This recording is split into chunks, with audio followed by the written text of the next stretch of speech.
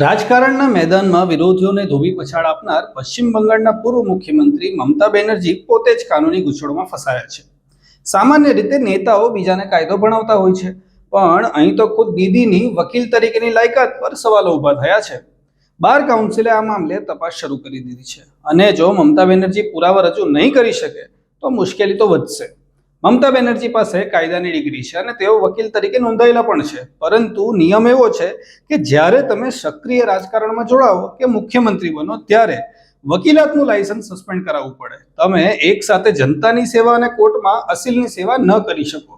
દીદી આ નિયમ ભૂલી ગયા કે પછી આપણને કોણ પૂછવાનું એવા વટમાં રહ્યા, તે તો હવે તપાસનો વિષય છે। જેમના એક ઇશારે આખું બંગાળ ધ્રુજતું હતું, તેમણે હવે બાર કાઉન્સિલ સામે પોતાના કાગળિયા સાબિત કરવા પડશે। બીજાની ઉલટ તપાસ કરનારા દીદીને કદાચ અંદાજો જ નહીં હોય કે ક્યારે ખુદ કાયદો જ તેમની વકીલાતની ઉલટ તપાસ કરવા બેસી જશે। જો નિયમોનું ઉલ્લંઘન સાબિત થશે તો બાર કાઉન્સિલ તેમનું રજીસ્ટ્રેશન રદ કરી શકે છે। હવે જોવાનું એ રહેશે કે દીદી આ કાનૂની વંટોળમાંથી કેવી રીતના બહાર નીકળે છે।